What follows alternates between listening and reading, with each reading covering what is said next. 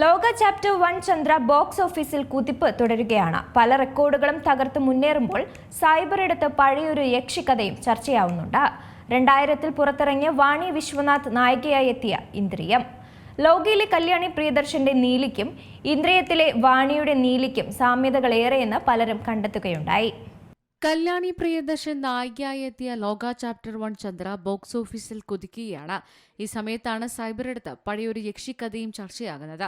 2000-ൽ പുറത്തിറങ്ങിയ വാണി വിശ്വനാഥ് നായികയായി എത്തിയ ഇന്ദ്രിയം. ലോകയിലെ കല്യാണി പ്രിയദർശന്റെ നീലിക്കും ഇന്ദ്രിയത്തിലെ വാണിയുടെ നീലിക്കും സാമ്യതകളേറെയെന്ന് പലരും കണ്ടെത്തുകയാണ്. ഇന്ദ്രിയത്തിന്റെ തിരക്കഥാകൃത്ത് KP വ്യാസൻ എഴുതിയ കുറിപ്പും ചർച്ചയായി. ഇന്ദ്രിയം സിനിമയുടെ പിറവിയെക്കുറിച്ചും ലോകയെക്കുറിച്ചുമൊക്കെയാണ് തിരക്കഥാകൃത്ത് പറയുന്നത്. 1999 സെപ്റ്റംബർ മാസം 16 നോർത്ത് പരാമ റോഡിലെ പഴയ എലൈറ്റ് ഹോട്ടലിലെ room number 101 Sridhar theatre manager Ramkumar, സംവിധായകൻ George Kithu, Elite manager Sebastian ചേട്ടന്റെ സുഹൃത്ത് മാത്തൻ, പിന്നെ ഞാനും. ആ അടുത്ത് കണ്ട രാംഗോപാൽ വർമ്മയുടെ ദേം എന്ന തെലുങ്ക് ചിത്രത്തിന്റെ തമിഴ് പതിപ്പ് പേ എന്ന് പേരിട്ട DTSന്റെ ഇന്ത്യൻ പാർട്ണർമാരായ റിയൽ ഇമേജ് സൗണ്ട് എക്സ്പെരിമെന്റിനു വേണ്ടി DTSന്റെ റീമേക്ക് ചെയ്തിറക്കിയ വേർഷൻ കാണാൻ ഇടയായ സംഭവം വിവരിക്കുകയായിരുന്നു ഞാൻ. ഇതുവരെ നമ്മൾ കണ്ട ഹൊറർ സിനിമകൾ മാത്രമായിരുന്നുവെങ്കിൽ പേയ് നൽകിയത് നമ്മൾ കാണുകയും കേൾക്കുകയും ചെയ്യുന്ന ഒരു ഹൊറർ അനുഭവമാണ്.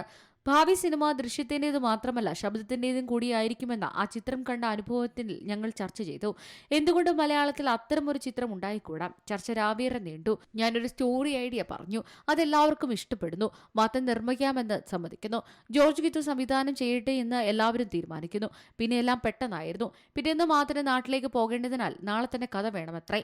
അന്ന് രാത്രി എലൈറ്റിലെ 106 നമ്പർ റൂമിൽ ഉറക്കം വിളിച്ചിരുന്ന് 1 ലൈൻ എഴുതി പൂർത്തിയാക്കി. പിറ്റേന്ന് രാവിലെ സെബാസ്റ്റ്യൻ ചേട്ടന്റെ ഒരിക്കലും ലോക്ക് ചെയ്യാത്ത എലൈറ്റിലെ ഓഫീസ് റൂമിന്റെ മീശപ്പുറത്ത് 1 ലൈൻ കവറിട്ട് വെച്ച് ഞാൻ എന്റെ ഓഫീസിലേക്ക് പോകുന്നു. ഉച്ചയ്ക്ക് ശേഷം 1 ലൈൻ ചർച്ചയ്ക്കായി B ജയചന്ദ്രനെയും കൂടെ വിളിക്കുന്നു. വൈകിട്ടോടെ മാറ്റി നാട്ടിലേക്ക് പോകുന്നു. ജയചന്ദ്രൻ ചേട്ടൻ തിരക്കഥ എഴുതാൻ 1 ലൈനും കൊണ്ടുപോകുന്നു. പിന്നീട് എലൈറ്റിലെ റൂം നമ്പർ 101 ഇന്ദ്രിയത്തിന്റെ പ്രൊഡക്ഷൻ ഓഫീസായി മാറുകയായിരുന്നു. ആ മുറിയിൽ നിന്ന് ഞാൻ എന്ന കഥാകൃത്തിനെ സൃഷ്ടിച്ചത് എലൈറ്റ് മാനേജർ സെബാസ്റ്റ്യൻ ചേട്ടനാണ്. കുട്ടിക്കാലത്ത് 1999 തണുത്ത ഡിസംബറിൽ ചിത്രീകരണം തുടങ്ങി. 2000 മെയ് 5 റിലീസ് ചെയ്തു. ഇന്ദ്രിയം പിന്നീട് മലയാള സിനിമയിൽ എഴുതിയത് ചരിത്രമാണ്. വെറും ഒരു നായികയുടെ ചിത്രം മാത്രം വെച്ച് സൂപ്പർ താര ചിത്രങ്ങളുടെ ഇനിഷ്യൽ തീർത്ത വിസ്മയം. വാണി വിശ്വനാഥ് സൂപ്പർ താര സ്റ്റാറ്റസ് ഉള്ള നായികയായി മാറി. ഷെനായിസ് തിയേറ്ററിൽ തുടർച്ചയായി 70 ദിവസം പ്രദർശിപ്പിച്ചു.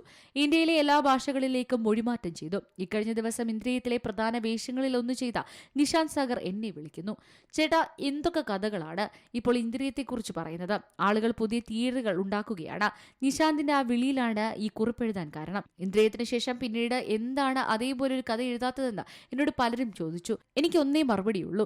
കാലഘട്ടത്തിനനുസരിച്ച് മാറ്റങ്ങളില്ലാതെ ഹൊറർ ചിത്രം ചെയ്യരുത്. അതിന് സമീപകാലത്തെ ഏറ്റവും മികച്ച ഉദാഹരണമാണ് ലോക.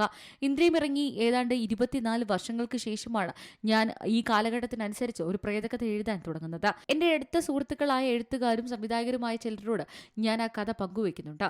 കേട്ടവർക്കെല്ലാം ഗംഭീരമെന്ന അഭിപ്രായം. ദിലീപ് നായകനാകുന്ന പുതിയ ചിത്രത്തിന്റെ തിരക്കഥ മിനുക്കുപണിയിൽ നടക്കുന്നതിനാൽ അത് കഴിഞ്ഞ് എഴുതാമെന്ന് തീരുമാനിക്കുന്നു.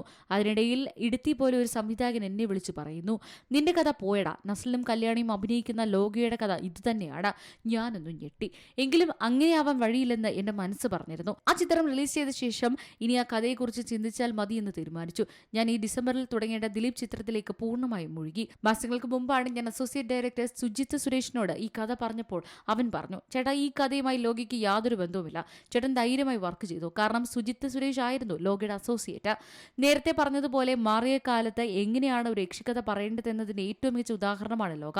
ഇതുപോലെ ഒരു ഗംഭീര ചിത്രത്തിന്റെ ചർച്ചകൾ ഇന്ദ്രിയം പോലൊരു ചിത്രത്തെ പ്രതിപാദിക്കുന്നത് തന്നെ വലിയ ബഹുമതിയാണ്. ഇന്ദ്രിയം കഴിഞ്ഞ 25 വർഷങ്ങൾക്ക് ഇപ്പുറം സൂപ്പർ താര പദത്തിലേക്ക് നിറഞ്ഞു നിൽക്കുന്നു. മലയാള സിനിമയിൽ ഒരു നായികയെ മുൻനിർത്തി ഇതുവരെ മലയാള സിനിമ സൃഷ്ടിച്ച എല്ലാ കളക്ഷൻ റെക്കോർഡുകളും തകർത്തെറിഞ്ഞ ലോക പുതിയൊരു ലോകവിജയം നേടുന്നുണ്ടെങ്കിൽ അത് ഈ ചിത്രത്തിന്റെ ശില്പികളുടെ കഴിവിന്റെ അളവുകോലാണ്. ഇനി സംവിധായകൻ ഡൊമിനിക് അരുണിനോട്, നിങ്ങൾ സാധാരണ സിനിമാ പ്രേക്ഷകർക്ക് വേണ്ടി എടുത്ത ചിത്രമാണ് ലോക. അവർ അത് മുൻപെങ്ങുമില്ലാത്ത വിധത്തിൽ ഇരുകൈയും നീട്ടി സ്വീകരിക്കുകയും ചെയ്തു. ചില നിരൂപകരും ബുദ്ധിജീവികളും പറയുന്നതല്ല നിങ്ങളുടെ വിജയത്തിന്റെ അളവുകോൽ, അത് സാധാരണ പ്രേക്ഷകർ നൽകുന്നതാണ്. അതവർ നൽകി കഴിഞ്ഞു. പൂർണ്ണചന്ദ്രനെ നോക്കിയിട്ട് കുറുക്കന്മാർ ഊരിയിടും. ഒരു ഉദാഹരണം പറഞ്ഞു നിർത്താം. ഇന്ദ്രിയം നിറഞ്ഞ സദസ്സിൽ ഓടുന്നത് കണ്ട് ഒരു നിരൂപകൻ ചലച്ചിത്ര വാരികയിൽ എഴുതിയ നിരൂപണത്തിന്റെ തലക്കെട്ടിതാണ്, ഇന്ദ്രിയം പ്രേക്ഷകനെയും മയക്കുന്ന കറുപ്പാണ്. ഈ നിരൂപകൻ പിന്നീട് സിനിമയിൽ വന്നു. ഇന്ദ്രിയത്തിന്റെ വിജയത്തിന് അടുത്തെത്തുന്ന ഒരു വിജയം നേടാൻ അദ്ദേഹത്തിന് ഇതുവരെ കഴിഞ്ഞിട്ടില്ല എന്നത് മറ്റൊരു ചരിത്രമാണ്.